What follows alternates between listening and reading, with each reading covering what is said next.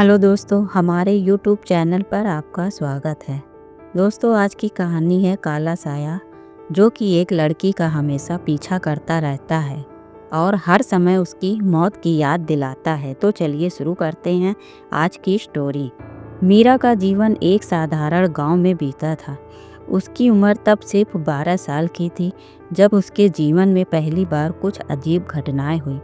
गांव में किसी भी अनहोनी का आसानी से पता नहीं चलता, क्योंकि लोग दिनचर्या में व्यस्त रहते थे। मगर मीरा के लिए यह दिनचर्या एक साधारण दिन की तरह नहीं था। मीरा को याद है कि जब वह छोटी थी, वह अक्सर एक रहस्यमय सपना देखा करती थी।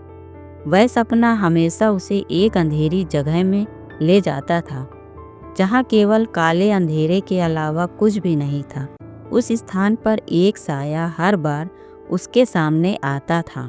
धीरे धीरे उसका पीछा करते हुए मीरा की चीखें सुनाई देती थी, लेकिन कोई उसकी मदद को नहीं आता था। तुम मुझसे नहीं बच सकती, काला साया हर बार यही कहता था। मीरा जब भी वह सपना देखती, उसकी आंखें खुल जाती और वो डर से कांप उठती।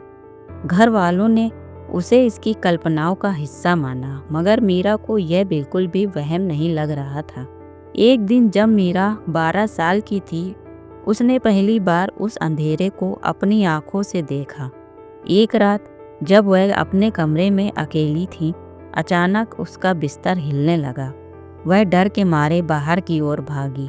बाहर निकलकर उसने देखा कि खिड़की के पास एक परछाई खड़ी थी। वह खामोश थी, जैसे कहीं से आई नहीं थी। डर से उसकी चीख निकल गई और वो अपनी माँ के कमरे में जा पहुंची। माँ ने उसे गले से लगाया और कहा, तुम्हारे साथ कुछ भी नहीं होगा मीरा। लेकिन मीरा को इस जवाब में कुछ सुकून नहीं मिला। मीरा के लिए यह घटनाएं अब सामान्य नहीं रही थी। उसके सपने उसे और भी परेशान करने लगे थे। उस अंधेरे साए की शक्ल अब उसकी आंखों के सामने आती थी। मीरा को याद है जब वह 18 साल की हुई तो उसके जीवन में एक और भयानक घटना घटी। उसके जन्मदिन की रात वह अपने दोस्तों के साथ जश्न मना रही थी। केक काटने के बाद सभी लाइटें अचानक बुझ गईं। उसकी दोस्तों की चीखें सुनाई दी, लेकिन जब लाइटें वापस आई तो मीरा ने देखा कि दीवार पर एक काला साया था। यह साया धीरे धीरे उसकी ओर बढ़ रहा था। तुम्हारा समय खत्म हो रहा है, मैं तुम्हारा अतीत जानता हूँ, साया ने उससे यही कहा। और मीरा को एक अजीब सा डर महसूस हुआ। वह अब समझ गई थी कि यह केवल उसका वहम नहीं था। यह काला साया उसके पीछे खड़ा था, उसे डराने के लिए। मीरा के परिवार ने इन घटनाओं को हल्के में लिया। उसकी माँ ने उसे कई बार समझाया कि ये सब उसके मानसिक दबाव या अकेलापन का परिणाम हो सकता है, मगर मीरा जानती थी कि यह सामान्य नहीं है।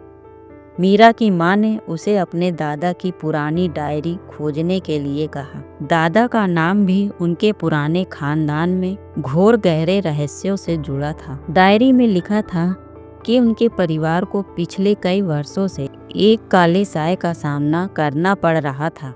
साया हमेशा उनकी पीढ़ियों का पीछा करता रहता था। डायरी में यह भी लिखा था कि अगर इस साए का सामना नहीं किया गया तो यह साया आत्मा को निगल जाएगा।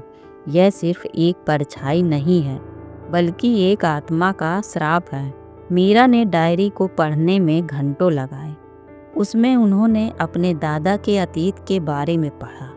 उनके परिवार में कई सदस्यों की रहस्यमयी मौतें हुई थीं और उन मौतों के पीछे हमेशा एक काले साए का हाथ होता था। डायरी में लिखा था कि उनके पूर्वजों ने अपने गुस्से और लालच में कई गलतियां की थी। एक बार दादा ने अपनी डायरी में लिखा था कि हमने जो पाप किए उनकी सजा हम भुगतेंगे। साया हमारी आत्माओं को मांगता है। उस परिवार में एक महिला थी जिसे अपने गुस्से और क्रोध में कई निर्दोष लोगों की हत्या की सजा भुगतनी पड़ी थी। उसी की आत्मा अब एक साए के रूप में प्रकट होती है। मीरा को समझ में आने लगा था कि यह साया केवल डराने के लिए नहीं है, वह मीरा की आत्मा को निगलने के लिए आया था। एक रात जब मीरा घर में अकेली थी, साया ने उसे घेर लिया। कमरे में अंधेरा और भयानक सन्नाटा छा गया था। मीरा की सांसें तेज तेज चलने लगी।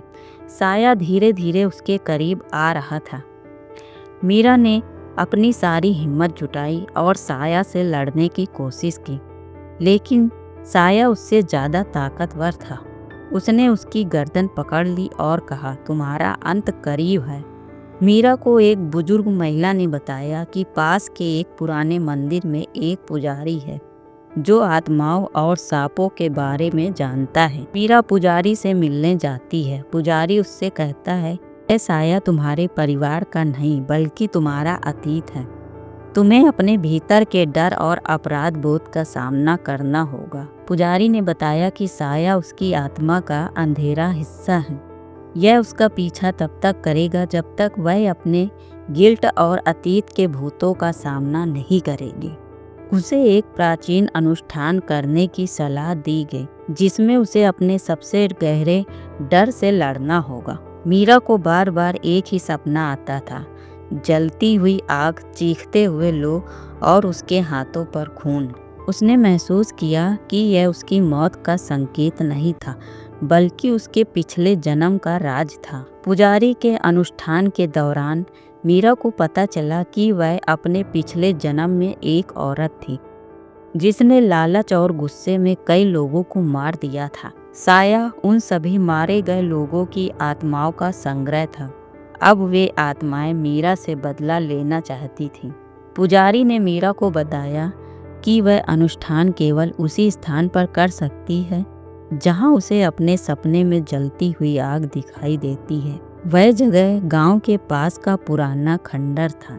जब मीरा खंडर पहुंची तो साया और भी खतरनाक रूप में प्रकट हुआ। उसने मीरा को उसके पिछले पापों की याद दिलाई। उसने उसकी हर हरकत को रोकने की कोशिश की, लेकिन मीरा ने हिम्मत नहीं हारी। उसने साय से कहा, तुम मेरा अतीत हो, लेकिन मैं अब इसे स्वीकार करती हूँ। मैं डर से बाहर आ चुकी हूँ। साय ने धीरे धीरे अपनी ताकत खो दी और अंत में अंधकार में विलीन हो गया। साया खत्म होने के बाद मीरा को पहली बार सुकून महसूस हुआ। उसने अपने अतीत को माफ कर दिया और एक नई जिंदगी शुरू करने का फैसला किया। लेकिन वह जानती थी कि डर को हराने के लिए खुद पर भरोसा सबसे जरूरी है। मीरा की यह कहानी यह सिखाती है कि अंधेरे और डर का सामना करने से ही हम अपने भीतर के साहस और ताकत को पहचान सकते हैं। साया भले ही हमारे जीवन में आए, लेकिन हमें उसके असली रूप को पहचानने की कोशिश करनी चाहिए।